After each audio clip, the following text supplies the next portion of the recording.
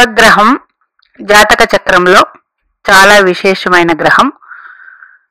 బుధుడు ద్విస్వభావ రాశులకి ఆధిపత్యం వహించాడు, మిథున కన్యా రాశులకి.